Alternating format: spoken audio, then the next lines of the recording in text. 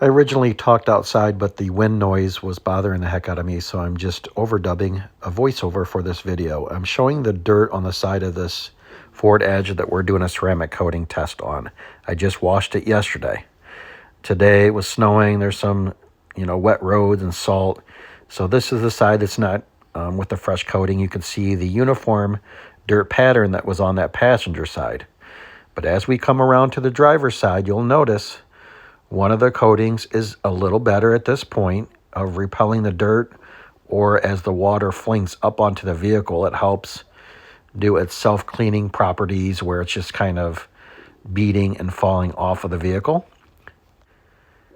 So you can see on the left side here, that was our control. That was the uncoated after it was polished section of the door. You can see how much dirtier it is, so I can show a customer real time how a ceramic coating will enable their vehicle to stay clean longer.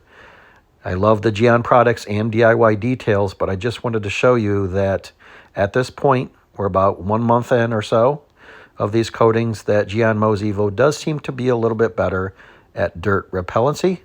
I will post updates through time as one gets affected, the quality of it or performance. But stay tuned, and thanks for checking out the video.